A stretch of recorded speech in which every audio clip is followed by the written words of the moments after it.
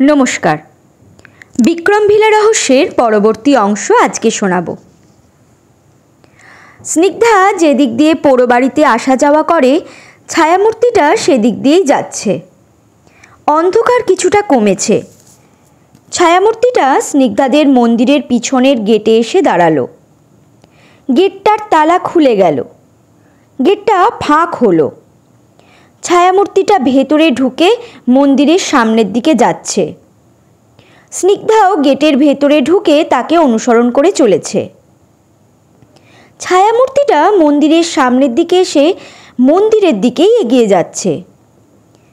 मंदिरेर सिঁড়ির दुपाशे थाका नारी मूर्ति दुटी विस्फारित चोखे छायामूर्तिटिर दिके ताकालो। नारी मूर्ति दुटी सेई दृष्टि देखे स्निग्धार बुकटा केঁপে उठल। छायामूर्तिटा मंदिरे ओठार सीढ़िर नीचे दाड़ालो। तारपर काली मूर्ति थाका घरटिर दिके हाथ तुले निमेषेई उदाओ हये गेल। स्निग्धा बोल्ल, कोथाय गेले तुमी? एई घरटिर दिके हाथ देखिए तुमी कि बोझाते चाइले? एई घरटिते केउ बंदी नेই বা মহামূল্যবান কোনো জিনিসও এই ঘরে আমার চোখে পড়েনি। কোথায় কি আছে আমায় বলো, আমায় সাহায্য করো।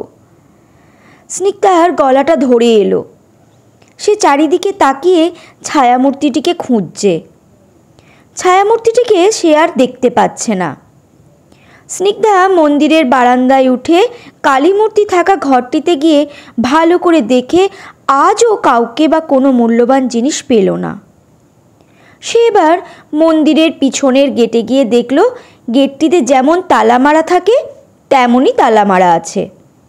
সে ভাবতে লাগলো, আমি একদিন ঘুমিয়েছিলাম যখন কেউ আমার কানের কাছে মুখ নিয়ে বলেছিল, মন্দিরে যাও, ওদের মুক্ত করো। আমি ভালো করে সেদিন মন্দিরের ভেতরটা দেখেও কাউকে পাইনি। বড় কাঠের বাক্সটাতেও কেউ নেই। একটা লাল বল মন্দিরের দিকে গড়িয়ে গিয়ে মন্দিরে ওঠার সিঁড়ির সামনে এসে থেমে গিয়েছিল। তারপর বলটিও উধাও হয়ে গিয়েছিল। যারা বন্দি আছে অশরীরী আত্মা কেন তাদের মুক্ত করতে পারছে না? অশরীরী আত্মা মন্দিরে ঢুকে কারা কোথায় বন্দি রয়েছে সেটা আমায় কেন দেখাচ্ছে না? অশরীরী আত্মারা কি মন্দিরে উঠতে পারে না, নাকি ইচ্ছা করে উঠছে না? আমার শ্বশুরমশাইয়ের পায়ের জুতোর মতো এক পায়ের একটি জুতোও তো কেউ আমার সামনে ফেলেছিল। পরে জুতোটা বাথরুম থেকে উধাও হয়ে গিয়েছিল। জানি না কেন জুতোটা আমার সামনে পড়েছিল আর উধাও বা হয়ে গিয়েছিল কেন। তবে এটা আমি নিশ্চিত যে ও জুতো আমার শ্বশুরমশাইয়েরই। যাই হোক, মন্দিরে নিশ্চয়ই কিছু আছে। এখন তো বড্ড ক্লান্ত লাগছে, পরে এসে খোঁজ করব। আমার মাথা আর কাজ করছে না। রাতে পোড়ো বাড়িতে যেতে হবে। সেখানে বুট জুতো পরা লোকটা তার সঙ্গীদের কথাবার্তা শুনে কিছু তো বুঝতে পারবো। স্নিগ্ধার মনটা বিষাদে ভরে গেল। সে হরিকাকা যাতে তাকে না দেখতে পায় সেজন্য অতি সতর্কতার সাথে বাড়ির দিকে আসছে। সে দেখল হরিকাকা হাতে বাজার করা ব্যাগ নিয়ে বাড়ির সামনের গেটের দিকে যাচ্ছে। স্নিগ্ধা বারান্দায় উঠে হলঘরে গেল। হলঘরে কেউ নেই। সে দোতলায় যাওয়ার জন্য সিঁড়ির কাছে গেল। সে সিঁড়ির 3টে ধাপ উঠল। কোনো এক অদ্ভুত শক্তি যেন তাকে পিছন দিকে টানছে। সে সিঁড়ি থেকে নামল। সে মা কাকিমার ঘরের দিকে চলতে লাগলো। কেউ যেন তাকে নিয়েই যাচ্ছে ওদিকে। মা কাকিমার ঘর থেকে কোনো আওয়াজ আসছে না। সে মা কাকিমার ঘরের সামনে দিয়ে কণিকার ঘরের দিকে যাচ্ছে। কণিকার ঘরটির দরজা হাট করে খোলা আছে। স্নিগ্ধা তাজ্জব হলো। কণিকা ঘরে থাকুক বা না থাকুক, তার ঘরের দরজা সবসময় বন্ধ থাকে। রক্তচোষা পেতনিটা কি তার কোনো ক্ষতি করলো? স্নিগ্ধার বুকটা কেঁপে উঠল। সে কণিকার ঘরে ঢুকল।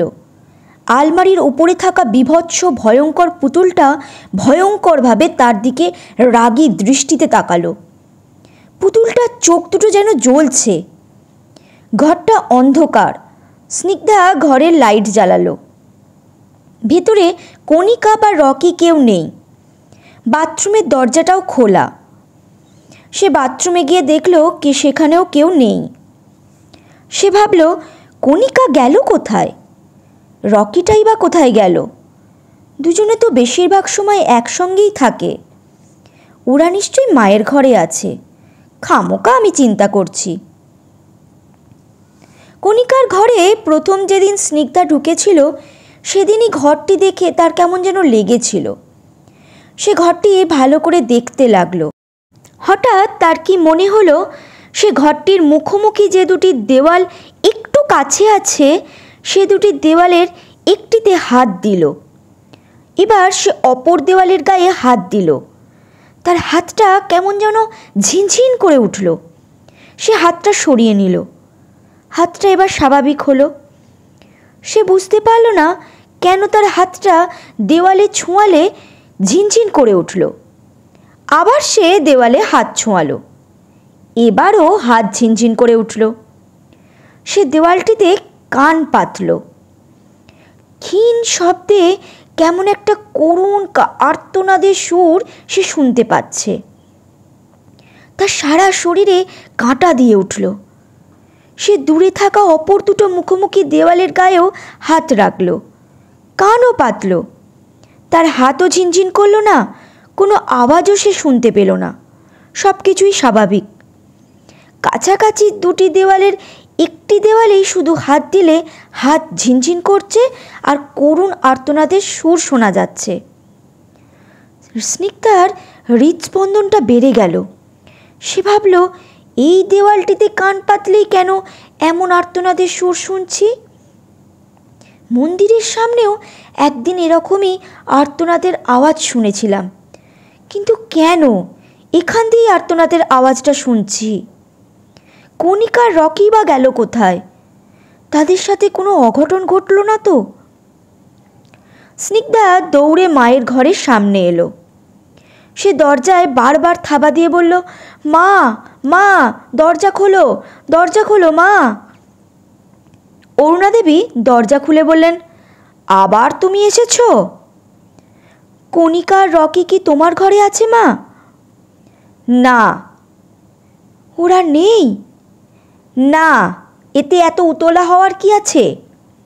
এই বলে অরুণা দেবী দরজাটা বন্ধ করে দিতে যাচ্ছেন। মা শোনো মা। অরুণা দেবী স্নিগ্ধার কথাতে কান না দিয়ে দরজা বন্ধ করে দিলেন। স্নিগ্ধা এবার তন্দ্রা দেবীর ঘরের দরজার কাছে গিয়ে দাঁড়ালো। তারপর দরজায় থাবা দিয়ে বলল, কাকিমা দরজাটা খোলো। তন্দ্রা দেবী দরজা ফাঁক করে মুখ বাড়ালেন। স্নিগ্ধা ব্যস্ত হয়ে বলল, কণিকার রকি কি তোমার ঘরে আছে কাকিমা? তন্দ্রা দেবীর ঘরের ভেতর থেকে রকির গলার ঘেউ ঘেউ আওয়াজ এলো। স্নিগ্ধার বুক কাঁপাটা কমল। সে একটু স্বস্তি পেল। তন্দ্রা দেবীকে আজ খুব করুণ দেখাচ্ছে। তিনি নরম গলায় বললেন, এবার যাও।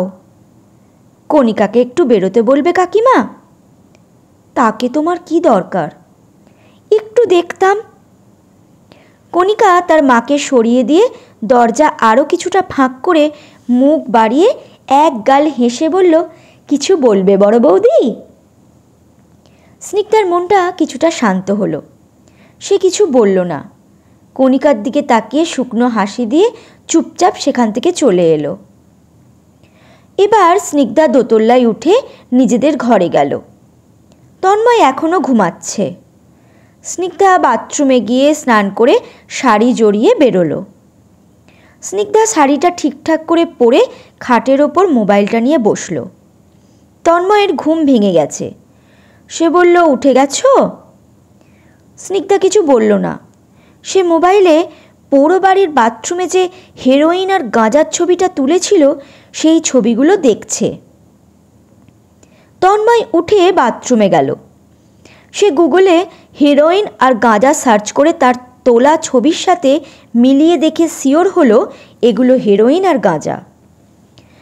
তন্ময় বাথরুম থেকে শীতে ঠকঠক করে কাঁপতে কাঁপতে বেরোলো। মোবাইলে এত কি মনোযোগ দিয়ে দেখছো তুমি? এই বলে তন্ময় স্নিগ্ধার মোবাইলের দিকে চোখ রাখল। তারপর সোয়েটার পরতে পরতে বলল, সাত সকালে গাঁজা হেরোইনের ছবি দেখছো? তোমার মাথাটা ঠিক আছে তো? স্নিগ্ধা মোবাইলটা বন্ধ করে বলল, তুমি চা খাবে? না, কিছু খাবো না, আমি বেরোচ্ছি, কাজ আছে। বাইরে কিছু খেয়ে নেব, তুমি বরং খেয়ে নিও। এই বলে তন্ময় তৈরি হয়ে বেরিয়ে গেল। স্নিগ্ধা দোতলায় তাদের ঘরটা গোছাচ্ছে। হঠাৎ সে শুনতে পেল রকির ঘেউ ঘেউ ডাক। রকি জোরে জোরে ডেকেই যাচ্ছে। স্নিগ্ধা তাড়াতাড়ি সিঁড়ি দিয়ে নেমে এসে বারান্দায় গেল। রকি বারান্দার বাইরের সিঁড়িতে দাঁড়িয়ে আছে। স্নিগ্ধা রকির কাছে এসে দাঁড়ালো। কি হয়েছে রকি, চিৎকার করছো কেন? এই বলে স্নিগ্ধা রকিকে আদর করতে গেল। রকি দৌড়ে ঘরে চলে গেল। স্নিগ্ধা বাড়ির সামনের গেটের দিকে তাকিয়ে দেখল তান্ত্রিক জোর পায়ে হেঁটে বাড়ির দিকে আসছে। স্নিগ্ধা তান্ত্রিককে আসতে দেখে ভয়ে কেঁপে উঠল। সে তাড়াতাড়ি গেটে তালা দিয়ে হলঘরে থাকা শোকেসের আড়ালে লুকিয়ে পড়ল। তান্ত্রিক এলেন। দরজার তালা আপনা আপনি খুলে গেল।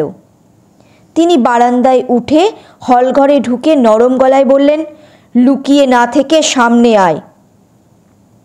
স্নিগ্ধা থরথর করে কাঁপছে। মাদুলিটা যদি জোর করে খুলে নেয় তাহলে? সে আর ভাবতে পারছে না, মাথাটা ঘুরছে, হাত পা কেমন কাঁপছে। তান্ত্রিক এবার রাগী গলায় বললেন, বেরিয়ে আয়। স্নিগ্ধা মনে সাহস আনার চেষ্টা করছে। সে মনে কিছু একটা সাহস এনে তান্ত্রিকের সামনে এসে দাঁড়ালো। তান্ত্রিক নরম গলায় বললেন, আগে একদিন এসে মাদুলি দুটো চেয়েছিলাম, পুরনো মাদুলি দুটোই দিসনি, আবারও বলছি মাদুলি খুলে দে। স্নিগ্ধা কিছু বলল না, চুপ করে দাঁড়িয়ে রইল। তান্ত্রিক এবার বিস্ফারিত চোখে স্নিগ্ধার দিকে তাকালো। সর্বত্র যাতায়াত করছিস, কোনো কিছুকে ভয় পাচ্ছিস না, মনে তোর এত সাহস আসে কোথা থেকে? কালকের মধ্যে মাদুলি দুটো খুলে হরিপদর কাছে দিয়ে এখান থেকে বিদায় হবি, নইলে তুই আর তোর স্বামী অশরীরী আত্মা হয়ে যাবি, কথাটা যেন মনে থাকে। ঝাঁঝালো গলায় কথাগুলো বলে তান্ত্রিক জোর পায়ে হলঘর থেকে বেরিয়ে বাড়ির বাইরে চলে গেল। স্নিগ্ধা হলঘরে সোফার ওপর বসে ভাবতে লাগলো, আমি সর্বত্র যাতায়াত করছি এ কথা তান্ত্রিক জানল কি করে? হরি কাকাই নিশ্চয়ই বলেছে। আর আমাদের মাদুলি দুটো নেওয়ার জন্য তান্ত্রিকের এত মাথা ব্যথা কেন? হরি কাকা বোধ হয় আমাদের থেকে মাদুলি দুটো নিতে তান্ত্রিককে চাপ দিচ্ছে।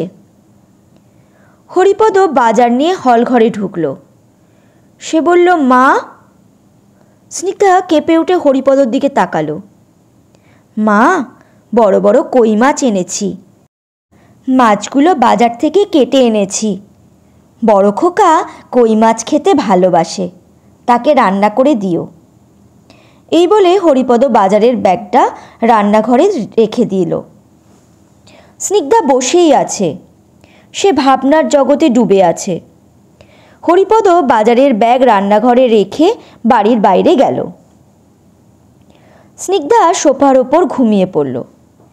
কিছুক্ষণ পর তার ঘুম ভাঙল। তার মনে পড়ল হরি কাকা কই মাছ এনে তাকে রান্না করতে বলেছে। স্নিগ্ধার গ্যাস জ্বালাতে এখন বড্ড ভয় করে। সেদিনের মতো সারা রান্নাঘরে যদি আগুন ধরে যায়। স্নিগ্ধা রান্নাঘরে গিয়ে বাজারের ব্যাগ খুলে কই মাছ পেল না। সে ফ্রিজ খুলেও কই মাছ পেল না। এবার সে ডাইনিং টেবিলের ওপরে থাকা একটা পাত্রের ঢাকনা খুলল। গরম ধোঁয়া উঠল, সুন্দর সুগন্ধ বেরোচ্ছে। পাত্রের ভেতরে রান্না করা কই মাছ রয়েছে। স্নিগ্ধা বুঝতে পারল সে ঘুমাচ্ছে দেখে হরি কাকা রান্না করেছে। দুপুরে হরিপদ খেতে বসেছে। স্নিগ্ধা বলল, কই মাছ তুমি কেন রান্না করতে গেলে হরি কাকা? আমায় ঘুম থেকে কেন ডাকোনি? হরিপদ বলল, আমি রান্না করিনি তো। তাহলে বোধহয় কণিকা রান্না করেছে। স্নিগ্ধা পাত্র থেকে বড় একটা কই মাছ একটা বাটিতে তুলে নিয়ে হরিপদর পাতে দিতে গেল। হরিপদ থালাটা সরিয়ে নিল। তার দু চোখের জল গাল বেয়ে কোলের ওপর পড়ছে। স্নিগ্ধা অবাক হলো। সে বুঝতে পারল না কেন হরিকাকা কাঁদছে। হরিপদ না খেয়ে উঠে পড়ল। স্নিগ্ধা জানে হরিকাকা কণিকার রান্না করা খাবার খায় না, তাই বলে না খেয়ে কাঁদতে কাঁদতে উঠে যাওয়া, এই ব্যাপারটা তার কাছে কেমন ঠেকল। হরিপদ বেসিনে হাত ধুয়ে চোখে মুখে জল ছিটিয়ে ঘর থেকে বেরিয়ে গেল। স্নিগ্ধা কিছু বলল না। সে খাবারগুলো ঢেকে রেখে দোতলায় গেল। সন্ধে হয়ে গেছে। সকালে যাতে মোবাইলের চার্জ থাকে সেজন্য স্নিগ্ধা মোবাইলটা চার্জে বসালো। ছুরি, টর্চ, সালোয়ার কামিজ সব এক জায়গায় করে আড়াল করে রেখে দিল। রাত 9:30 বাজে। তন্ময় ল্যাপটপে কাজ করছে। স্নিগ্ধা বলল, তুমি হারু ডাকাতকে চেনো? তুমি ওর কথা জানলে কি করে? শুনেছি। বলো না, চেনো তাকে? হারু ডাকাতকে এই এলাকার মানুষ শুধু নয়, বাইরের লোকরাও চেনে। ওর ভয়ে একসময় সবাই তটস্থ থাকত। খুন করা তার বাম হাতের খেল। হারু ডাকাত এখন জেলে রয়েছে শুনেছিলাম। ও, স্নিগ্ধা এবার ক্ষীণ কণ্ঠে বলল, এখন তাহলে ছাড়া পেয়ে আবার পুরনো কাজে লিপ্ত হয়েছে। রাত 10:30 বাজে। স্নিগ্ধা তাড়াতাড়ি শুয়ে পড়ল। সে বলল, শুয়ে পড়ো, কাজটা করে নিই, তুমি শুয়ে পড়ো। স্নিগ্ধা ভেতরে ভেতরে ছটফট করছে। তাকে পোড়ো বাড়িতে যেতে হবে। তন্ময় না ঘুমোলে সে বেরোবে কেমন করে? স্নিগ্ধা তন্ময়ের দিকে বারবার তাকাচ্ছে। তন্ময় সেটা লক্ষ্য করে বলল, কটা বাজে? 11টা। সবে 11টা বাজে। তুমি ঘুমিয়ে পড়ো, আর একটু কাজ বাকি আছে আমার। শীতের দিনে 11টা মানে অনেক রাত। তন্ময় হালকা হেসে বলল, তাই নাকি? এতদিন তো রাত 12টাতেও শোয়ার কোনো তাড়া দেখিনি। লাইট থাকলে আমার অসুবিধা হচ্ছে। শুয়ে পড়ো, কাল কাজ করো। আমি তাহলে পাশের ঘরে গিয়ে কাজ করছি। না না, এখানেই করো। স্নিগ্ধা বারবার মোবাইলের সময় দেখছে। কখন যে তন্ময় ঘুমোবে, তারপরই সে বেরোবে। তার চিন্তা হচ্ছে, সে সময় মতো পোড়ো বাড়িতে পৌঁছতে পারবে তো? সময় মতো যেতে না পারলে বুট জুতো পরা লোকটার পরিকল্পনা সে জানতেই পারবে না। যারা আটকে আছে তারা কোথায় আছে, তাদের সাথে কি কি হতে চলেছে সে কি করে জানবে? স্নিগ্ধার কান্না পাচ্ছে। তন্ময়কে জানালে সে কিছুতেই যেতে দেবে না। স্নিগ্ধা যেটুকু আশার আলো দেখতে পাচ্ছে সেটুকুও যাবে। সে মা কালী আর মহাদেবকে ডাকতে লাগলো, ঠাকুর, আমি যেন সময় মতো পৌঁছে শয়তানগুলোর কথা শুনতে পারি, বন্দি মানুষগুলোকে মুক্ত করতে পারি। রাত 11:30 বাজে। কারেন্টটা চলে গেল। তন্ময় বলল, দূর, কারেন্টটাও চলে গেল, আর একটুখানি কাজ বাকি ছিল। স্নিগ্ধা কারেন্ট যাওয়াতে খুশি হলো। সে মা কালী আর মহাদেবের উদ্দেশ্যে প্রণাম করলো। তারপর তন্ময়কে বলল, এবার শো, দেখি একটু যদি কারেন্টটা আসে। স্নিগ্ধার টেনশন বেড়েই যাচ্ছে। বাড়ি থেকে পোড়ো বাড়িতে যেতে 15 থেকে 20 মিনিট তো লাগবেই।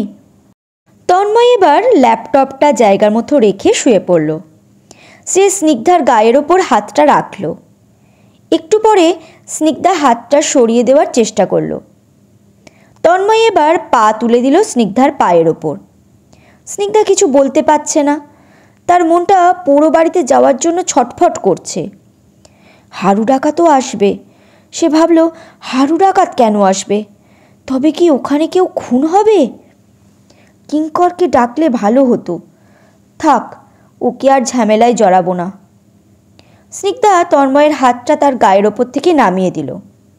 তন্ময় বলল, কি হলো? এই বাথরুমে যাব।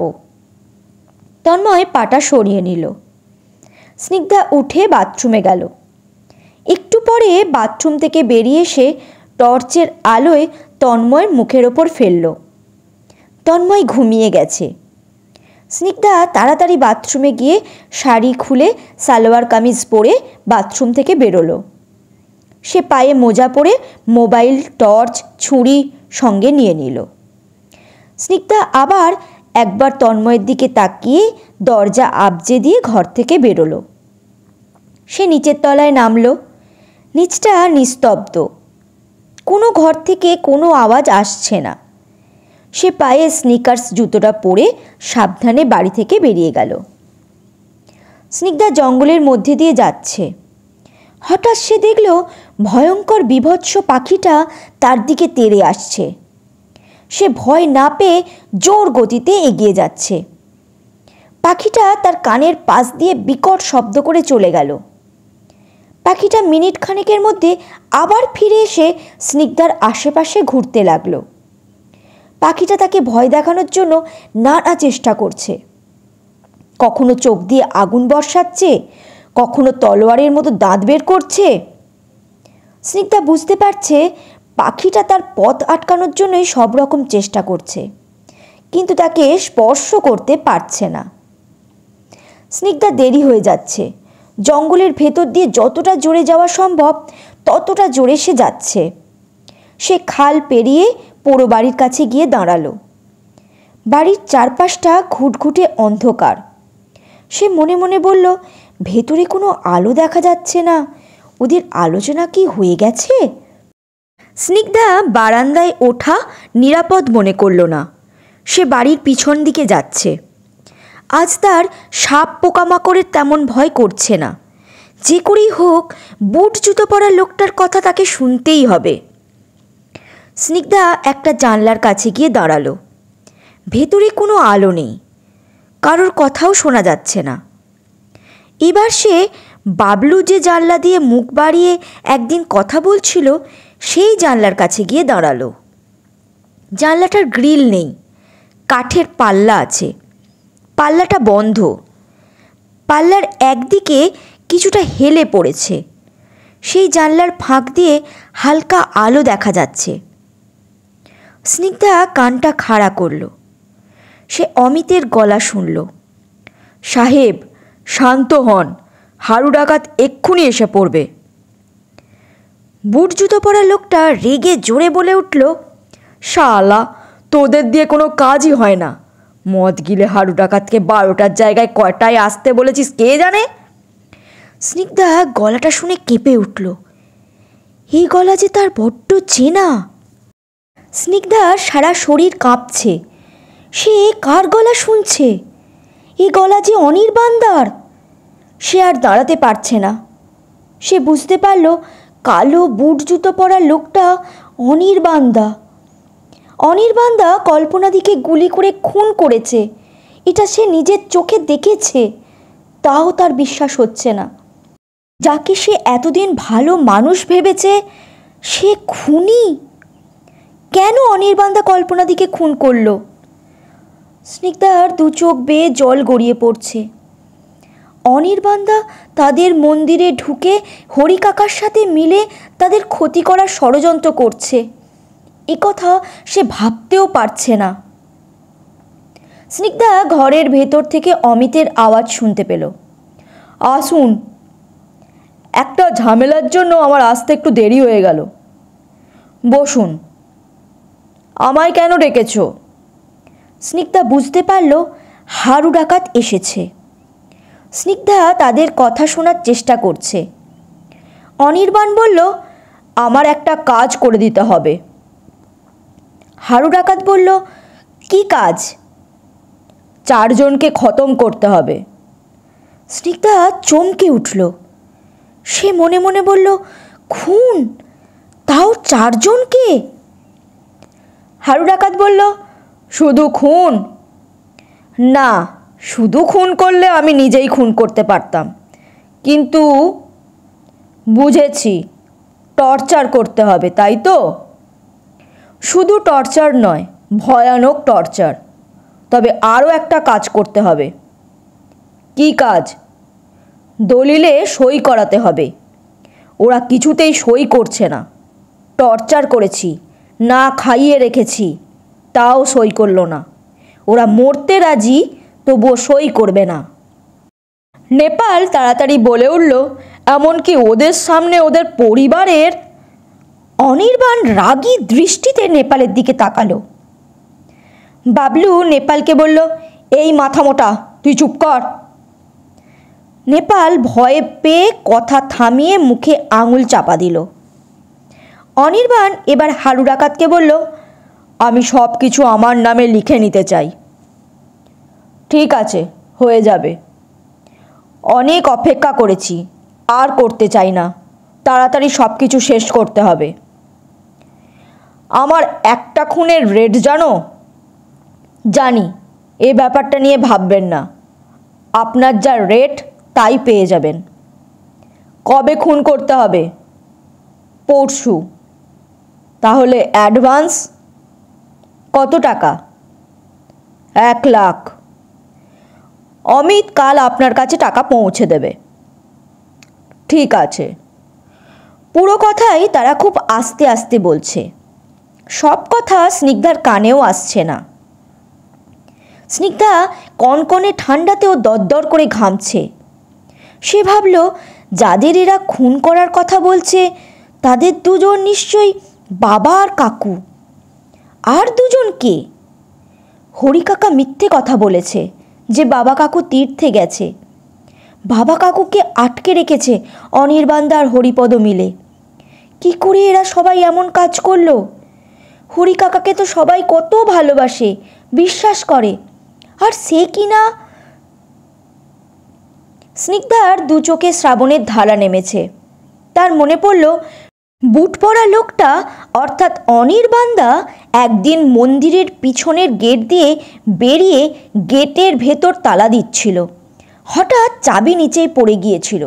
সেই চাবিটা তুলতে গিয়ে তার চাদরের তলা থেকে কিছু ভাঁজ করা কাগজ নিচেই পড়েছিল। সেই কাগজগুলো তুলে নিয়ে সে আবার চাদরের তলায় লুকিয়েছিল। ওই কাগজগুলো নিশ্চয়ই দলিল ছিল। স্নিগ্ধা এবার ঘর থেকে হারু ডাকাতের গলার আওয়াজ পেল। কোথায় আছে তারা? এখানে? অনির্বাণ বলল, না, পরশু রাতে তাদের খতম করতে হবে।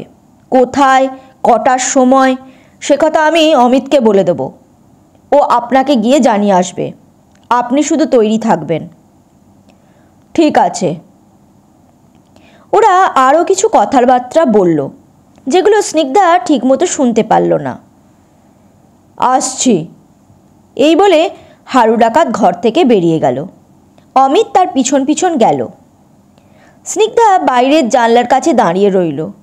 তার হাত পা কাঁপছে। সে কি করবে বুঝতেই পারছে না। অমিত ঘরে ফিরে এলো। অনির্বাণ বলল, তোরা সব তৈরি থাকিস। বাবলু বলল, সাহেব, হারু ডাকাতকে বিক্রম ভিলায় থাকা ওই জিনিসটার কথা তো বললেন না। উনি ওদের চাপ দিয়ে জিনিসটা উদ্ধার করে আপনাকে নিশ্চয়ই দিতে পারবে। না, ব্যাটা আবার বেশি টাকা চাইবে। বাড়িটা আগে আমার নামে হোক, তারপর সবাইকে বিদেয় করে তন্ন তন্ন করে জিনিসটা খুঁজব। ঠিক পেয়ে যাব। এত মার খেয়ে ওরা জিনিসটা কোথায় আছে সেটা বলল না। জিনিসটা কোথায় আর রাখবে, ওই বাড়িতেই আছে। স্নিগ্ধা ভাবল, জিনিসটা কি? নিশ্চয়ই অমূল্য কোনো জিনিস। এই জিনিস খোঁজার জন্যই হয়তো অনির্বাণদা আর খুঁড়িয়ে চলা মোটা লোকটা লুকিয়ে আমাদের ঘরে ঢুকে সব কিছু তছনছ করেছিল।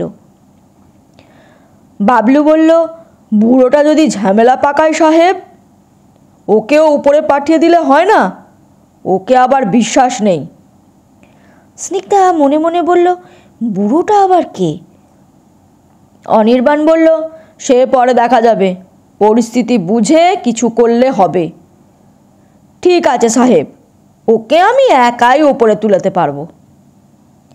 ঠিক আছে, সাবধানে থাকিস আর মালটা কম গিলিস, যদি এমন তেমন হয়। বাবলু বলল, কোনো চিন্তা করবেন না স্যার, শালা নেপালটাই বেশি গেলে। নেপাল কাঁচুমাচু হয়ে বলল, বেশি খাবো না সাহেব, ঘরে প্রচুর টাকার মাল আছে, নজর রাখিস। এই কাজ সমাধানের পর মালগুলো জায়গা মতো পৌঁছে দিতে হবে। এই বলে অনির্বাণ চলে গেল, সাথে অমিতও গেল। স্নিগ্ধা বুঝতে পারল মাল বলতে এরা এই পোড়ো বাড়ির বাথরুমে থাকা গাঁজা আর হেরোইনের কথা বলেছে। ঘরের ভেতর যে হালকা আলো দেখা যাচ্ছিল সেটাও নিভে গেল। স্নিগ্ধা ধীরে ধীরে ওখান থেকে সরে বাড়ির দিকে আসছে। সে ভাবতে লাগলো, কল্পনাদি সেদিন সন্ধ্যায় আমাদের বাড়ি থেকে ঝড়ের মতো পালিয়েছিল কেন? সেও কি অমূল্য জিনিস খুঁজতে এসেছিল, নাকি ভূত দেখে পালিয়েছিল? কল্পনাদি যদি অনির্বাণদার সাথ দিয়ে থাকে, তাহলে অনির্বাণদা তাকে কেন খুন করল? অনির্বাণদা এমন কাজ কি করে করতে পারল? স্নিগ্ধা কোনো মতে জঙ্গলের ভেতর দিয়ে দেহটাকে টানতে টানতে তাদের বাড়ির গেটের কাছে এলো। রতন করুণ দৃষ্টিতে তার দিকে তাকালো, কিছুই বলল না। স্নিগ্ধাও কিছু না বলে বাড়ির ভেতরে ঢুকলো। বাড়িটা আজ কেমন নিস্তব্ধ, শান্ত। গেট খোলা আছে। সে ভেতরে ঢুকে দোতলায় গেল। সাবধানে নিজেদের ঘরে ঢুকলো। বাথরুমে গিয়ে পোশাক পাল্টে ফ্রেশ হয়ে শুয়ে পড়ল। মোবাইলে দেখল 3টে বাজে। স্নিগ্ধা শুয়ে শুয়ে ভাবতে লাগলো, সম্পত্তির জন্য মানুষ এত নিচে নামতে পারে? আজ সেটাই দেখলাম। অনির্বাণদা কেন গর্ভবতী কল্পনাদিকে মারল, এই ব্যাপারটা জানতে হবে। এখন আবার 4 জনকে মারতে চাইছে। বাবা কাকু ছাড়া আর কাকে মারবে?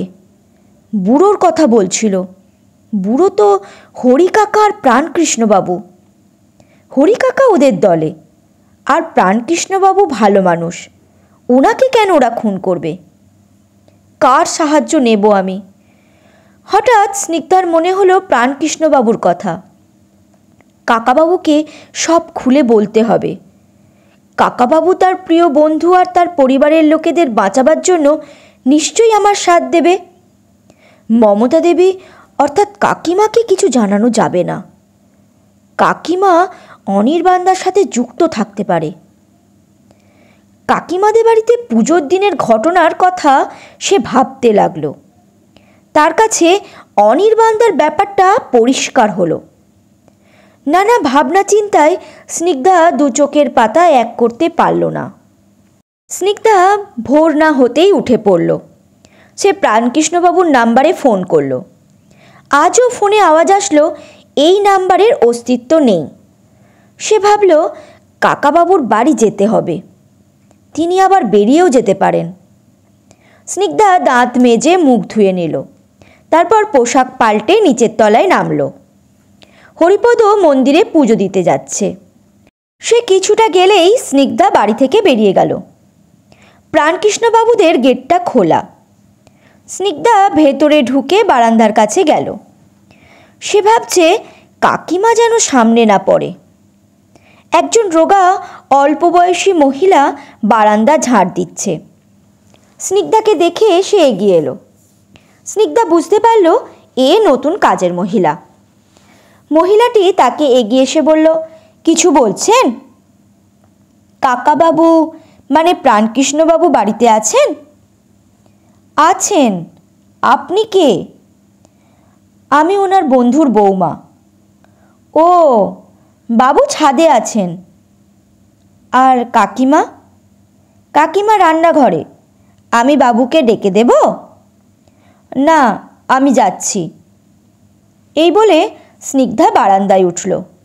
সে কাকিমা যাতে দেখতে না পায় সেজন্য সাবধানে সিঁড়ি ভেঙে দোতলায় উঠল। স্নিগ্ধা পল্লবীর ঘরের দরজার দিকে তাকালো। তার বুকটা ছ্যাঁত করে উঠল। আবার সে সিঁড়ি ভেঙে ছাদের দরজার কাছে গেল। দরজা খোলা। দরজার বাম দিকে দেওয়ালের কাছে একটা শোকেস আছে। তার ভেতরে লাল বল দেখা যাচ্ছে। স্নিগ্ধার চোখটা আটকে গেল ওই লাল বলটিতে। স্নিগ্ধা শোকেসের কাছে গিয়ে লাল বলটি দেখতে লাগলো। সে তাদের পুকুরের পাড় দিয়ে এই রকমই লাল বল গড়িয়ে গড়িয়ে যেতে দেখেছিল। বলটা মন্দিরে ওঠার সিঁড়ির নিচে গিয়ে থেমে গিয়েছিল। স্নিগ্ধা শোকেসের কাঁচটা টেনে সরালো, তারপর লাল বলটা বের করে দেখতে লাগলো।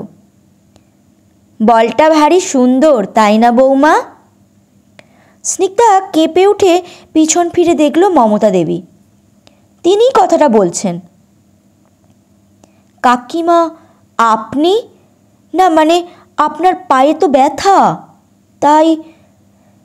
কাজের বউটা বলল বাবুর সাথে একজন মহিলা দেখা করার জন্য ছাদে গেছে।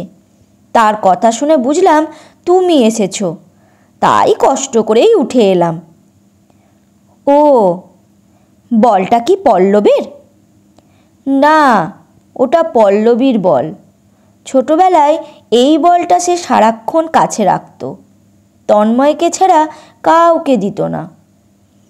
স্নিগ্ধার চোখ দুটো ছলছল করে উঠল। সে বুঝতে পারল পল্লবী লাল বলটা মন্দিরে ওঠার সিঁড়ির কাছে নিয়ে গিয়েছিল, কিন্তু কেন সেটা সে বুঝতে পারছে না। পল্লবী নিশ্চয়ই তাকে কিছু দেখাতে চেয়েছিল। স্নিগ্ধা পরম যত্নে বলটির গায়ে হাত বোলাচ্ছে। মমতা দেবী মায়াভরা দৃষ্টিতে বলটি দেখছেন। স্নিগ্ধা বলটি আবার শোকেসের ভেতর রেখে কাঁচটা টেনে দিল। কাকিমা, কাকাবাবুর সাথে দেখা করে আসছি, এই বলে স্নিগ্ধা ছাদের দিকে পা বাড়ালো। মমতা দেবী বললেন, ওকে কি দরকার বৌমা? যা বলার আমায় বলো না। স্নিগ্ধা দাঁড়িয়ে পড়ল। সে ভাবল কাকিমাকে কোনো কথাই বলা যাবে না, কারণ কাকিমা অনির্বাণদাকে সব বলে দিতে পারে। সে বলল, কাকাবাবু কেমন আছে জানতে এলাম। ও ভালো আছে, কিন্তু ও তো বাড়িতে নেই। নিচের মহিলাটি যে বলল কাকাবাবু ছাদে আছেন, ও সঠিক জানে না। তোমার কাকাবাবু বাজার করতে গেছে, আসতে অনেক দেরি হবে। নিচে চলো, চা খাবে। স্নিগ্ধা বুঝতে পারছে কাকিমা কাকাবাবুর সাথে তাকে কথা বলতে দেবেন না, তাই তো পায়ে ব্যথা সত্ত্বেও সিঁড়ি ভেঙে উপরে উঠে এসেছেন। মমতা দেবী বললেন, তোমার চোখ মুখ বসে গেছে কেন বৌমা? তোমার কি শরীর খারাপ? না কাকিমা, এখন আসি, পরে আসবো। এই বলে তাড়াতাড়ি স্নিগ্ধা সিঁড়ি দিয়ে নিচে নেমে বাড়ির দিকে আসছে। আকাশটা মেঘলা, কুয়াশাও আছে। উত্তরে হাওয়া গায়ে কাঁপুনি ধরাচ্ছে। স্নিগ্ধা সামনের গেট খুলে বাড়িতে ঢুকল। হরিপদ কোদাল আর হেঁসো নিয়ে বাড়ির পিছন দিকে গেল। স্নিগ্ধা হল ঘরে ঢুকে সোফার ওপর বসল। সে ভাবল, হরি কাকা অনির্বাণদার সাথে কথা বলে সেটা বুঝলাম, আর কার কার সাথে কথা বলে সেটা তো আমায় জানতে হবে। আর ওই লম্বা পড়া লোকটি বা কে? খুঁড়িয়ে চলা মোটা লোকটি বা কে? স্নিগ্ধার চোখ গেল হরিপদর ঘরের দরজার দিকে। দরজার বাইরে দিয়ে ছিটকিনি দেওয়া। সে বারান্দায় গিয়ে গেটে তালা মারল। তারপর হল ঘরের দরজা বন্ধ করে হরিপদর ঘরের ছিটকিনি খুলে ভেতরে ঢুকল। এবার সে ঘরের আলো জেলে ভেতর থেকে দরজায় ছিটকিনি টানল। সে সারা ঘর তন্ন তন্ন করে হরিপদর মোবাইলটা খুঁজতে লাগলো। মোবাইলটা তার কাছে খুব জরুরি। সে আগে চৌকির পায়ার কাছে থাকা যে টিনের কৌটোয় মোবাইলটা পেয়েছিল সেই কৌটোটাও দেখল। কোথাও মোবাইলটা পেল না। সে হতাশ হয়ে চৌকির ওপর বসল।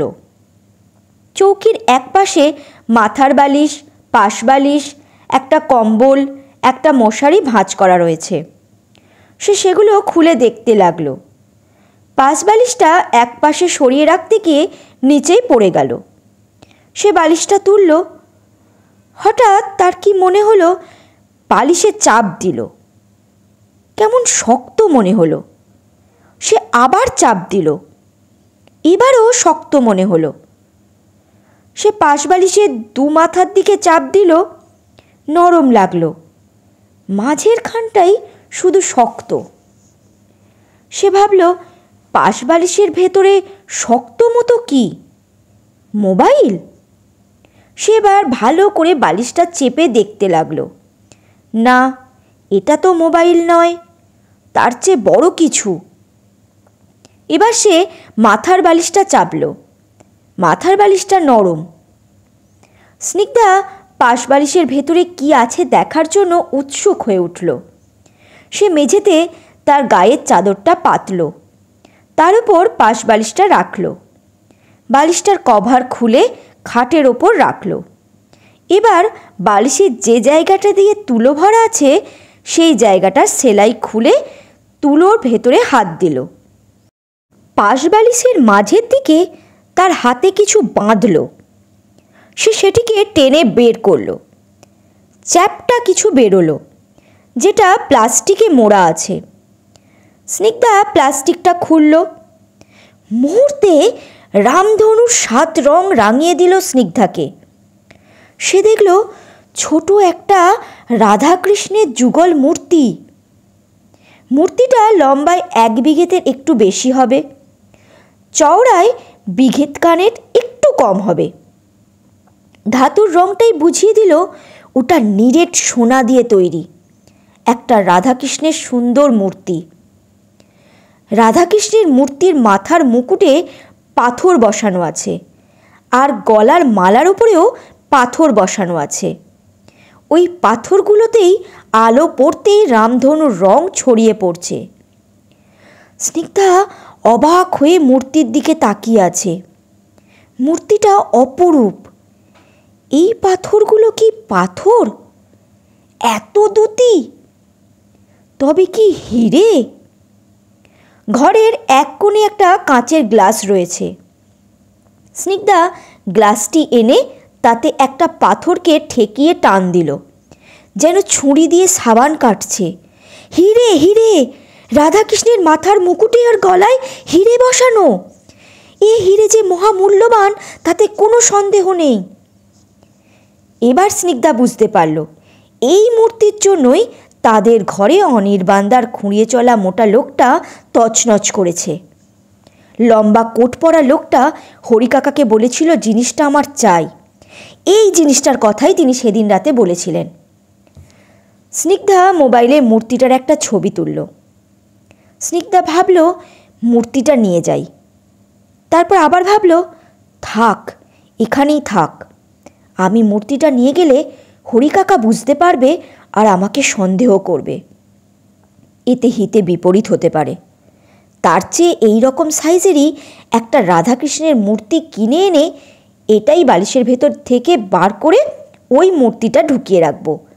তাহলে হরিকাকা বুঝতে পারবে না। হরিকাকা নিশ্চয়ই এখন বালিশটা খুলে দেখবে না। লম্বা কোট পরা লোকটিকে মূর্তিটা দেওয়ার আগেই আমায় কাজটা করতে হবে। স্নিগ্ধা মূর্তিটা আবার প্লাস্টিকে ভরে যেমন ছিল তেমনভাবে পাশ বালিশের ভেতরে রেখে দিল। সেবার এক কোণে থাকা একটা কৌটো থেকে সূচ সুতো বার করে জায়গাটা সেলাই করে দিল। তারপর বালিশটাকে আবার কভার পরিয়ে জায়গা মতো রেখে দিল। হরিকাকা না এসে পড়ে সেই ভয়ে তার বুক ঢিপ ঢিপ করছে। সে চাদরটা সাবধানে ভাঁজ করে তুলল, যাতে চাদরে লেগে থাকা তুলোর কোনো টুকরো কোথাও না পড়ে। মেঝেতে তুলোর কিছু টুকরো উড়ে পড়েছে, সেগুলো সে পরিষ্কার করল।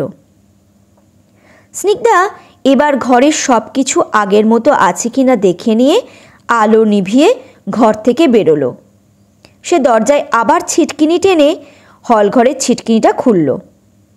এবার বারান্দার গেটের তালা খুলে দোতলায় গেল। সে বারান্দায় গিয়ে ইজি চেয়ারে বসল। সে ভাবতে লাগলো লম্বা কোট পরা লোকটা হরিকাকার কাছে মূর্তিটা চেয়েছিল। অনির্বাণদার খুঁড়িয়ে চলা মোটা লোকটাও এই মূর্তিটা খুঁজছে। হরিকাকার কাছে মূর্তিটা থাকা সত্ত্বেও সে এদের দেয়নি কেন? নিশ্চয়ই নিজের কাছে রাখবে বলে। জানি না সেদিন লম্বা কোট পরা লোকটা কি দিয়েছিল হরিকাকাকে। সে নিজের মনেই প্রশ্ন করল, বিষ দিয়েছিল কি? লম্বা কোট পরা লোকটা সে বিষ কি হরিকাকাকে আমাদের খাওয়াতে বলেছিল? কিন্তু আমরা তো এখনো মরিনি বা খাবার খেয়ে অসুস্থও হইনি। বন্দি থাকা মানুষগুলো বেঁচে আছে। তাহলে লোকটি কি দিয়েছিল? হরিকাকার ঘরেও তো সন্দেহজনক কিছু পেলাম না। আর কোনো গোপন জায়গায় হরিকাকা গোপনীয় কিছু রেখেছে কি? যাই হোক, কালকের মধ্যে আমাকে যা করার করতেই হবে। সবাইকে আমায় বাঁচাতেই হবে। হরিকাকার সঙ্গে কথাবার্তা বলার জন্য অনির্বাণদা মন্দিরে আসতে পারে। হঠাৎ স্নিগ্ধার মাথায় একটা বুদ্ধি এলো। সে তড়াৎ করে ইজি চেয়ার থেকে উঠে পড়ল। সে পাশ ফিরে দেখল তন্ময় এসে দাঁড়িয়েছে। তন্ময় বলল, কি হলো, উঠলে কেন? না, মানে এমনি। চা খাবে? না, মনটা একদম ভালো নেই, তাড়াতাড়ি আমাকে বেরোতে হবে। খাবার দিই? খেতে মন চাইছে না। কিছু একটা মুখে দিয়ে যাও। স্নিগ্ধার জোড়াজুড়িতে তন্ময় কিছু খেয়ে বেরোলো। হরিপদ হেঁসো আর দাঁড়িয়ে বাড়ির সামনে এলো। তাকে বেশ বিষণ্ণ দেখাচ্ছে। স্নিগ্ধা নিচের তলার বারান্দার সিঁড়িতে দাঁড়িয়ে আছে। সে হরিপদকে দেখে মনে মনে বলল, মন খারাপ কেন তোমার? খুশিতে তো তোমার পাগল হওয়ার কথা। তুমি কোটিপতি হতে যাচ্ছ। বেঈমান, শয়তান, তারা তোমাকে নিজের ভাবে বিশ্বাস করে আর তাদেরই খুনে তুমি সামিল হচ্ছ। স্নিগ্ধার দু চোখ দিয়ে জল গড়িয়ে পড়ল। সে শাড়ির আঁচল দিয়ে চোখের জল মুছে নিল। হরিপদ করুণ দৃষ্টিতে স্নিগ্ধার দিকে তাকালো। তারও চোখ ঠেলে যেন জল বেরিয়ে আসতে চাইছে। তার সে দৃষ্টি দেখে স্নিগ্ধার কেমন একটা মায়া হলো। পরক্ষণেই সে কঠোর হলো। এমন বেঈমানের জন্য তার হৃদয়ে কোনো মায়া নেই। হরিপদ ঘরে যাচ্ছে। তার গায়ে ঘিয়ে রঙের সোয়েটার। সোয়েটারের ওপর রক্তের মতো কিছু লেগে আছে। স্নিগ্ধা একদিন তার পিঠে দগদগে ঘা দেখেছিল। সেগুলোই হয়তো আরও বেড়েছে, তার থেকে হয়তো রক্ত ঝরছে। স্নিগ্ধা মনে মনে বলল, এই জন্যই তোমার মুখটা বিষণ্ণ, ঘায়ে জ্বালা করছে। বেশ হয়েছে, আমি তোমার প্রতি কোনো দরদ দেখাবো না। রাধাকৃষ্ণের মূর্তিটা তোমার ঘর থেকে সরিয়ে অন্য কোথাও রাখতে হবে, আর তার আগে ওই রকমই একটা মূর্তি কিনতে হবে। স্নিগ্ধা দোতলায় গিয়ে তৈরি হয়ে কিছু টাকা আর মোবাইলটা নিয়ে হরিপদকে লুকিয়ে বাড়ি থেকে বেরোলো। এখান থেকে বাজারটা বেশ দূরে। সে জোর পায়ে হেঁটে এর ওর কাছে জিজ্ঞাসা করে বাজারে পৌঁছলো। ছোট বাজার। সে বেশ কয়েকটা পিতলের দোকান ঘুরে ঘুরে দেখে ওই রকম ছোট সাইজের পিতলের একটা রাধাকৃষ্ণের যুগল মূর্তি কিনল। হুবহু একরকম হলো না মূর্তিটা। সে চাদরের তলায় মূর্তিটা লুকিয়ে নিয়ে বাজার থেকে বাড়িতে আসছে। হরিপদ বাড়ি থেকে বাজারের দিকে যাচ্ছে। হরিপদকে দূর থেকে দেখেই স্নিগ্ধা রাস্তা থেকে নেমে একটা গাছের আড়ালে দাঁড়ালো। তার বুকটা ঢিপ ঢিপ করছে। সে ভাবল, হরিকাকা দেখে ফেলেনি তো? মনের মধ্যে তার ভয় কাজ করছে। হরিপদ কোনো দিকে না তাকিয়ে সোজা চলে গেল। স্নিগ্ধা তাড়াতাড়ি আড়াল থেকে বেরিয়ে জোর পায়ে হেঁটে বাড়িতে এলো। সে বারান্দায় উঠে গ্রিলে তালা মারল।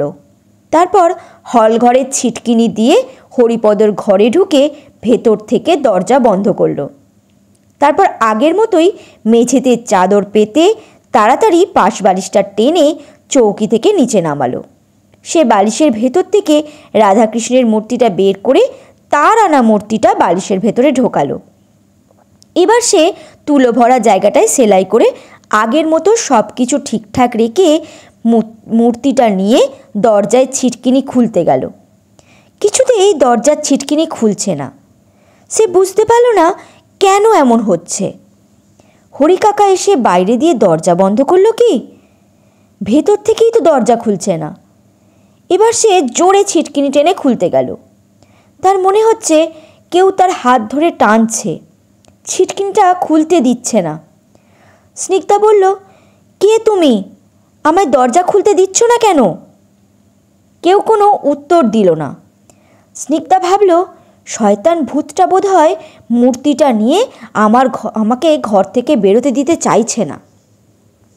হঠাৎ 2 ফোঁটা জল স্নিগ্ধার হাতের আঙুলের ওপর পড়ল। সে চমকে উঠে বলল, জল আসলো কোথা থেকে? আমি তো কাঁদছি না। সে চারপাশে তাকালো, কাউকে দেখতে পেল না। সে অবাক হলো। সে ভাবল, ভালো ভূতটা হয়তো আমাদের ভালোর জন্যই মূর্তিটা বের করতে দিতে চাইছে না। তাছাড়া মূর্তিটা এই ঘরের বাইরে নিয়ে আমি যেখানেই রাখি না কেন সেটা চুরি হতে পারে। আমি তো সবসময় মূর্তিটা পাহারা দিয়ে বা আমার সঙ্গে রাখতেও পারবো না। ওর চেয়ে এখানেই থাক। আগে বাবা কাকুকে বাঁচাই, তারপর মূর্তির কথা ভাববো। স্নিগ্ধা আবার পাশ বালিশের সেলাই খুলে তার আনা মূর্তিটা বের করে আগের মূর্তিটা বালিশের ভেতরে যেমন ছিল তেমনভাবে রেখে দিল। তারপর তুলো ভরা জায়গাটায় সেলাই করলো। সব কিছু ঠিকঠাক রেখে তার আনা মূর্তিটা চাদরের তলায় নিয়ে দরজায় ছিটকিনি ধরে নিচের দিকে টানল। আশ্চর্য ব্যাপার, এবার সহজেই দরজার ছিটকিনি খুলে গেল। সে ঘর থেকে বেরোলো। এবার সে বাইরে দিয়ে দরজার ছিটকিনি আটকে দোতলায় নিজেদের ঘরে গেল। সে মূর্তিটা আলমারিতে তার একটা শাড়ির ভাঁজে রাখল। তারপর সে আবার নিচে এসে হেঁসোটা চাদরের তলায় লুকিয়ে নিয়ে মন্দিরে গেল। কালী মূর্তি থাকা ঘরটিতে ঢুকে সে দরজাটা বন্ধ করল। সে এবার হেঁসোটা মেঝেতে রেখে মন্দিরের পিছনের জানলার কাছে গিয়ে জানলার ছিটকিনি খুলে জানলাটা ধাক্কা দিল। জানলাটা খুলছে না। বহুদিন না খোলার ফলে জানলাটা আটকে গেছে। সে প্রচণ্ড জোরে ধাক্কা দিল। জানলাটা খুলে গেল। এবার সে জানলাটা হালকা করে আবজে দিল, যাতে সে ঘরের পিছন থেকে টানলেই জানলাটা খুলে যায়। সে ভাবল, এই বুদ্ধিটা সকালে মাথায় না এসে আরও আগে এলে ভালো হতো। স্নিগ্ধা হেঁসোটা নিয়ে মন্দির থেকে বেরিয়ে এলো। সে মন্দিরের পিছন দিকে গেল। সে কালীমূর্তি থাকা ঘরটির জানলার কাছে যাওয়ার জন্য আগে যে পথটা তৈরি করেছিল সেখানটা আবার লতানো গাছে ভরে গেছে। সে হেঁসো দিয়ে লতানো গাছ কেটে সেখানে আবার আগের মতো পথ তৈরি করে পথটা আবার ঘাস জঙ্গল দিয়ে ঢেকে বাড়িতে এলো। স্নিগ্ধা হল ঘরে ঢুকে দেখল মৃন্ময় সিঁড়ি বেয়ে উপরে উঠছে। সে বলল, খেয়েছো ভাই? মৃন্ময় পিছন ফিরে তার দিকে তাকালো। করুণ সে চাহনি। হঠাৎ তার চোখ দুটো দিয়ে যেন আগুনের ফুলকি বেরোলো। স্নিগ্ধার বুকটা কেঁপে উঠল। এই চোখ দুটো কোথায় সে দেখেছে সেটা এতদিন সে মনে করতে পারছিল না। আজ মনে পড়েছে। এমনই সেদিন তার দিকে যুবকটি পিছন ফিরে তাকিয়েছিল, চোখ দিয়ে আগুনের ফুলকি বেরিয়েছিল, হুবহু সেই চোখ। স্নিগ্ধার মাথা ঘুরে উঠল। সে মেঝেতে বসে পড়ল। তার চোখ দিয়ে জল পড়ছে। মৃন্ময় তাহলে সেই? না না, এটা হতে পারে না। চোখের সাথে মিল থাকলেও মুখের সাথে তো কোনো মিল নেই। তাছাড়া ও ওখানে জঙ্গলে যাবে কেন? মৃন্ময় আবার সামনের দিকে ফিরে দোতলায় উঠে গেল। স্নিগ্ধার সারা শরীর কাঁপছে। সে নিজেকে সামলে নিয়ে সোফার উপর বসল। সে বলল, না না, এ সে নয়, হতে পারে না। সন্ধে হয়ে আসছে। স্নিগ্ধা ভাবল, আজ নিশ্চয়ই মন্দিরে আসবে অনির্বাণদা। মশার কামড় থেকে বাঁচার জন্য সে পায়ে মোজা পরেছে। সে বেশ উত্তেজিত। মন্দিরের ভেতরে ওরা কি করে সেটা আজ সে দেখতে পাবে। হরিপদ মন্দিরে পুজো দিতে গেল। স্নিগ্ধাও তার পিছন পিছন মন্দিরে গেল। সে মন্দিরের পিছন দিকে গিয়ে জানলার পাশে দাঁড়ালো। জানলাটা সামান্য একটু ফাঁক করে সে ভেতরটা দেখতে লাগলো। হরিপদ পুজো দিচ্ছে। মাঝে মাঝে স্নিগ্ধা পিছন ফিরে পিছনের গেটের দিকে তাকিয়ে অনির্বাণদা আসছে কিনা সেটা দেখছে। পিছনের গেট দিয়ে কেউ এলো না। হরিপদ পুজো দিয়ে ঘর থেকে বেরিয়ে গেল। স্নিগ্ধা মন খারাপ করে জানলাটা আবজে দিয়ে বাড়িতে চলে এলো। রাতে তন্ময় ঘুমিয়ে পড়েছে। স্নিগ্ধার ক্লান্তি লাগছে, তবুও কিছুতেই তার ঘুম আসছে না। নানা ভাবনা তার মাথায় আসছে। সে বারান্দায় এসে গ্রিল ধরে দাঁড়ালো। সে দেখল বাড়ির সামনের গেটের দিক থেকে একটা ছায়ামূর্তি দুটো শেয়াল ধরে আনছে। স্নিগ্ধা চমকে উঠল। সে মনে মনে বলল, আজ এদের জীবন শেষ। কুকুর বিড়াল এই এলাকায় নেই। এত বড় জঙ্গল থাকা সত্ত্বেও শেয়ালের ডাক এখন আর তেমন শোনাই যায় না। এভাবে শেয়ালের রক্ত খেলে এই জঙ্গলে যে দু একটা শেয়াল এখনও অবশিষ্ট আছে তাও বিলুপ্ত হয়ে যাবে। এদের বাঁচাতে হবে। হঠাৎ তার মনে প্রচণ্ড সাহস এলো। সে তাড়াতাড়ি সিঁড়ির কাছে গিয়ে অন্ধকারে সিঁড়ি দিয়ে নিচে নামতে লাগলো। অন্ধকারে চলা তার এখন অভ্যাস হয়ে গেছে। স্নিগ্ধা বারান্দায় এসে পিলারের আড়ালে দাঁড়ালো। সে গ্রিলের ফাঁক দিয়ে দেখল বারান্দার সিঁড়ির নিচে দাঁড়িয়ে থাকা রক্তচোষা পেতনিটা আর একটা কুকুর দুজনের দুটো শেয়ালের রক্ত খাচ্ছে। শেয়াল দুটো একটু ডেকে নিস্তেজ হয়ে গেল। রক্ত খাওয়া শেষ হলে তারা ছায়ামূর্তির কাছে শেয়াল দুটির দেহ দিয়ে পিছন ফিরল। কি বিভৎস ভয়ঙ্কর তাদের চেহারা! স্নিগ্ধার আত্মারাম কেঁপে উঠল। সে তাড়াতাড়ি পিলারের কাছে থাকা একটা চেয়ারের আড়ালে বসে পড়ল। রক্তচোষা পেতনিটার কুকুরটা বারান্দায় উঠল। তাদের চেহারা বদলে গেল। স্নিগ্ধা তাদের বদলে যাওয়া রূপ দেখে হতভম্ব হয়ে গেল। কণিকা আর রকি! স্নিগ্ধা ভাবল, এ আমি কি দেখলাম? আর কত তাজ্জব হব? আরও ভয়ঙ্কর কি কি আমার জন্য অপেক্ষা করছে আমি জানি না। স্নিগ্ধার চোখ ফেটে জল বেরিয়ে আসছে। সে কাকে এসব কথা বলবে? তন্ময় আরামে ঘুমাচ্ছে। সে বুঝতেও পারছে না এ বাড়ির কি ভয়ানক পরিস্থিতি। সে জানতে পারলে হয়তো হার্টফেল করবে। স্নিগ্ধা উঠতে পারছে না, নিজের চোখকে বিশ্বাস করতে পারছে না। সে দেওয়ালে হেলান দিয়ে বসে পড়ল। মানুষ যখন প্রচণ্ড মানসিক কষ্ট পায় তখন সে নিশ্চুপ, বিবশ, পাথরের মতো হয়ে যায়। স্নিগ্ধাও তেমন পাথরের মতো বসে আছে। কোনো কিছুই তাকে স্পর্শ করছে না। সে কতক্ষণ এভাবে বসে আছে সে নিজেও জানে না। হলঘরের আলো জ্বলল। হরিপদ বারান্দায় এলো। হরিপদ স্নিগ্ধাকে এভাবে বসে থাকতে দেখে অবাক হয়ে তার কাছে গিয়ে বসল। স্নিগ্ধা তার দিকে চাইল না। সে যেমন অসাড়ের মতো বসে আছে তেমনই বসে রইল। হরিপদ স্নিগ্ধার মাথায় হাত রাখতে রাখতে বলল, এখানে এমনভাবে বসে আছো কেন মা? স্নিগ্ধা কেঁপে উঠল। সে সম্বিত ফিরে পেয়ে হরিপদর দিকে তাকালো। তার সে দৃষ্টিতে রাগ, ঘৃণা, কষ্ট ফুটে উঠল। কি হয়েছে মা? স্নিগ্ধা কিছু না বলে জোর পায়ে হেঁটে দোতলায় চলে গেল। তন্ময় ঘরে ঘুমাচ্ছে। স্নিগ্ধা বারান্দায় গিয়ে ইজি চেয়ারে বসল। তার দু চোখ দিয়ে সমানে জল গড়িয়ে পড়ছে। এই বাড়িতে এসে আসার পর থেকে কণিকা আর রকির আচার আচরণ সম্পর্কে সে ভাবতে লাগলো। রান্নাঘর থেকে রক্ত গড়িয়ে কণিকার ঘরের ভেতরে অবধি যাওয়া এ বিষয়টাও সে ভাবছে। তার কাছে কণিকা আর রকির ব্যাপারটা অনেকটাই পরিষ্কার হলো। স্নিগ্ধার কিছুই ভালো লাগছে না। তার শরীর আর মন কেমন অদ্ভুত জ্বালা পোড়া অনুভূত হচ্ছে। সে মোবাইলে দেখলো ভোর 4টে বাজে। এখন মন্দিরে অনির্বাণদা আসতে পারে এই ভেবে সে মোবাইলটা মিউট করে ভাইব্রেট মোডে রাখল। তারপর ফোনটা নিয়ে চুপি চুপি নিচের তলায় নামলো। সে হরিপদকে হলঘরে দেখতে পেল না। সে ঘর থেকে বেরোলো। চারপাশ অন্ধকার, কুয়াশাও আছে। সে মন্দিরের সামনে দাঁড়ালো। কেমন একটা আওয়াজ হলো। তার মনে হলো ভেতরে কেউ আছে।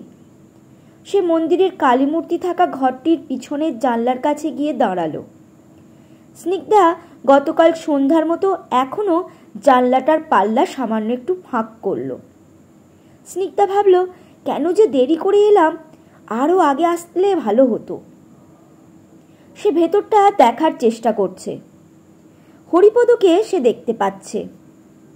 স্নিগ্ধা শুনতে পেল অনির্বাণের গলা। অনির্বাণ হরিপদকে বলছে, কোনো রকম ভুল যেন না হয়।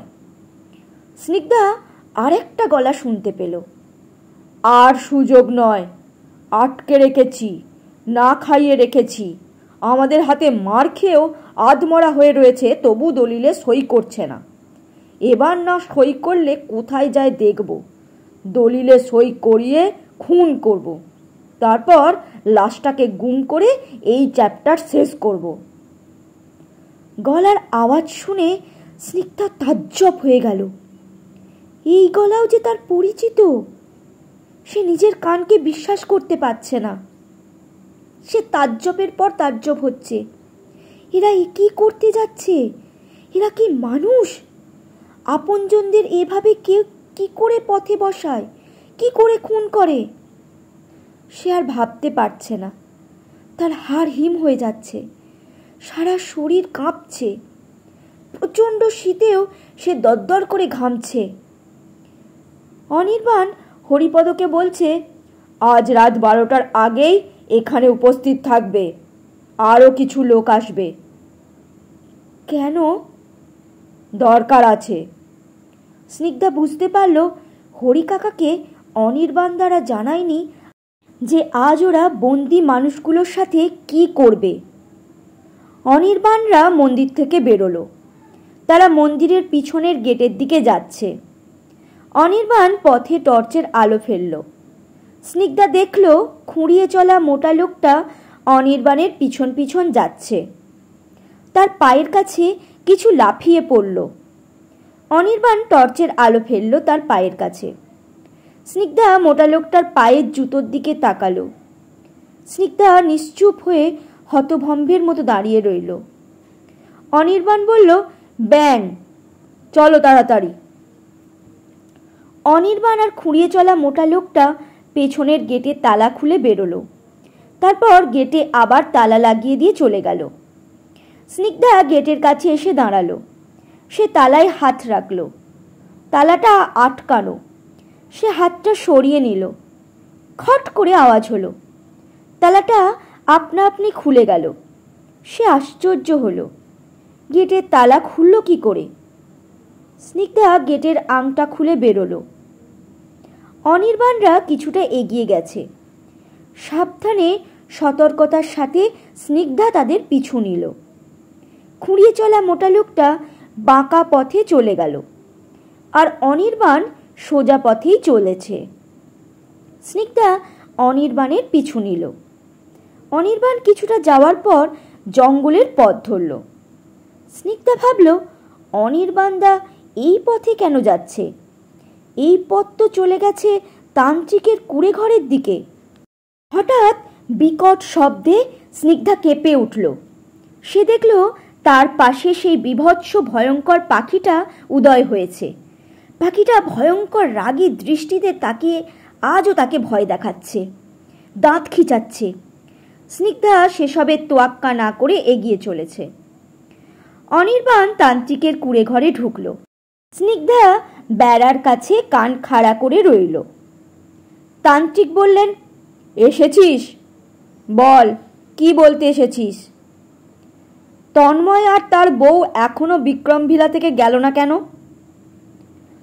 আমার বসে থাকা ভূতেরা তো বউটাকে ভয় দেখাচ্ছে, কিন্তু বউটা ভয় না পেলে তারা কি করবে? অন্য মানুষ হলে এতদিন ওই বাড়ি ছেড়ে পালাতো, আর না হয় হাটফেল করতো। তন্ময়কেও তো ওরা মেরে ফেলার চেষ্টা করেও মারতে পারল না। অনির্বাণ বলল, আপনার ভূতেরা কি খুঁজে পেয়েছে জিনিসটাকে? না, ওই বাড়িতে বোধহয় জিনিসটা নেই। অনির্বাণ বলল, আপনার ভূতপেদ্রীরা কোনো কমের নয়। আমার ভূতপেদ্রীরা বিক্রমভিলায় থাকা সোনা দানা, টাকা পয়সা, গুরুত্বপূর্ণ কাগজপত্র সব তোদের খুঁজে দিয়েছে। আসল জিনিসটা তো খুঁজে দিতে পারল না। ওরা তন্ন তন্ন করে খুঁজেছে, কিন্তু পায়নি। জিনিসটা হয়তো তোমার পূর্বপুরুষেরা বিক্রি করে দিয়েছে। কি যাতা বলছেন? আরে যদি থেকে থাকে না, তাহলে ওরা অন্য কোথাও লুকিয়ে রেখেছে। এত অত্যাচার সহ্য করছে, তাও জিনিসটার কথা ওরা বলছে না। আজ রাতেই সব কিছুর সমাধান হবে। আপনার ভূতপেত্রীরা কিছুই তো করতে পারলো না, দুজন মানুষকেও তারা ভয় দেখিয়ে মারতে পারলো না, এমনকি বিক্রম ভিলা থেকে তাদের তাড়াতেও পারলো না। স্নিগ্ধা বুঝতে পারল জিনিসটা হলো রাধাকৃষ্ণের যুগল মূর্তি, আর অনির্বাণদা তাকে আর তন্ময়কে তাড়ানোর কথা বলছে। তান্ত্রিক বললেন, মাদুলিটাই তো সব গন্ডগোল করে দিল। এত ভয় দেখানো সত্ত্বেও ওরা মাদুলি খুলল না। ওদের সাধারণ একটা মাদুলি দিয়েছিল, ওতে কোনো কাজই হতো না। জানি না এই মাদুলি ওরা কিভাবে পেল। আপনি ছাড়া কে দেবে? মাদুলি দেওয়ার আগে ভালো করে আপনার দেখে নেওয়া উচিত ছিল। এমন কাঁচা কাজ আপনি কি করে যে করলেন? আমি দেখেই দিয়েছিলাম। আমার মনে হয় ওই মাদুলি আমার দেওয়া নয়। আমার মাদুলির মতোই হুবহু দেখতে এই মাদুলি অন্য কেউ ওকে দিয়েছে। আপনার মতো বড় তান্ত্রিক এ তল্লাটে আর কেউ নেই। কোথা থেকে অমন মাদুলি পাবে ওরা? হরিপদ মাদুলিটা খুলে ওকে দেয়নি তো? না, তাহলে আমার ভূতপেত্রীরা টের পেত। ওই বাড়ির সব খবরাখবর ওরা আমাকে দেয়। তাছাড়া তন্ময়ের কাছে ওই একই মাদুলি আছে। আমি তো ওই বাড়ির শুধু হরিপদকেই একটা মাদুলি দিয়েছি। স্নিগ্ধা বুঝতে পারল এই জন্যই হরিকাকাকে কোনো অশরীরী আত্মা স্পর্শ করতে পারে না, আর সে নিশ্চিন্তে ঘুরে বেড়ায়। তান্ত্রিক আবার বলতে শুরু করলেন, রক্তচোষা দুটো ঘরের ভেতরেই শুধু ওদেরকে বাঁচাচ্ছে, কারণ ওরা আমার মন্ত্র বলে বাড়ির বাইরে বেরোতে পারছে না। আর বাইরে দুই ভাই বোনের একজন বুদ্ধি প্রয়োগ করে ওদের বাঁচাচ্ছে, কারণ সে মাদুলির জন্য তাদের ছুঁতে পারছে না। আর আরেকজন মারার জন্য ছুটে যাচ্ছে, কিন্তু স্পর্শ করতে পারছে না, শুধু ভয় দেখিয়েই যাচ্ছে। তবে যে মাদুলি স্নিগ্ধা তন্ময়ের কাছে আছে তা রক্তচোষাদের ক্ষেত্রে কাজ করছে না, তাই তো তারা ওদেরকে ছুঁতে পারছে। রক্তচোষাদের বশ করার ক্ষমতা আমার নেই, তাদের শুধু আমি মন্ত্র বলে আটকে রাখতে পারি। আমার মন্ত্র বলে রক্তচোষা দুটো বিক্রম ভিলার বারান্দার সিঁড়ির নিচ অবধি শুধু আসতে পারে, আর কোথাও যেতে পারে না। যাদের তোরা মেরেছিস সারাক্ষণ তাদের আমরা বসে থাকা ভূতপেত্রীরা পাহারায় রেখেছে। মন্দিরের সিঁড়ির দুপাশে থাকা দুটো নারী মূর্তিও মন্দিরের ভেতরে কে ঢুকছে কে বেরোচ্ছে সব দিকে নজর রেখে আমায় জানাচ্ছে। স্নিগ্ধার কাছে এবার ভূতপেত্নীর ব্যাপারটা অনেকটাই পরিষ্কার হলো। আপনার ভূতপেত্নীদের বলে দেবেন আজ রাতে বিক্রম ভিলায় কেউ প্রবেশ করলে সে যেন জীবিত ফিরে না যায়, কথাটা মনে থাকে যেন। বেশ ঝাঁচির সাথে কথাটা বলে অনির্বাণ ঘর থেকে বেরিয়ে বুট জুতো পায়ে খটখট শব্দ করতে করতে চলে গেল। চারিদিকটা হালকা পরিষ্কার হলেও কুয়াশার জন্য একটু দূরের কিছু নজরে আসছে না। স্নিগ্ধাও বাড়ির দিকে ফিরে আসতে আসতে ভাবতে লাগলো, অনির্বাণদার সাথে রঞ্জিতবাবুর কি কোনো সম্পর্ক আছে? রঞ্জিতবাবুও কি এর সাথে আছে?